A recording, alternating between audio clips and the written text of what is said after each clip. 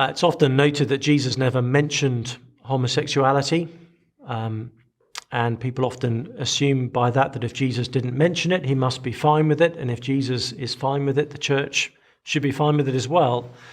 But although Jesus doesn't mention homosexuality, he's not neutral when it comes to sexual behaviour. People often assume Jesus is kind of neutral when it comes to sexual ethics, that he just had nothing to say on that whole issue.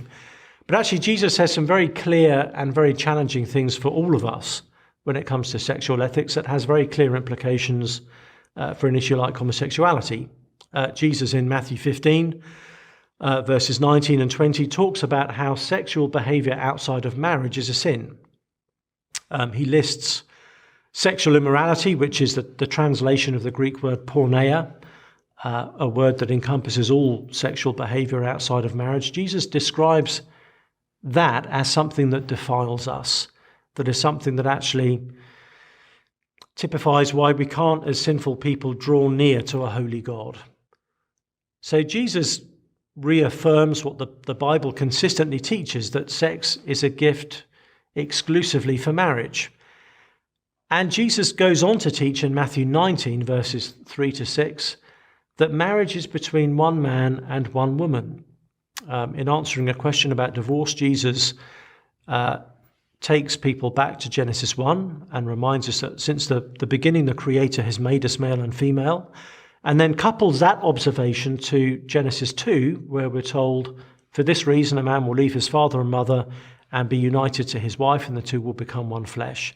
In other words, Jesus ties marriage to the fact that God has made us male and female. It is because we are made male and female that we have this thing called marriage.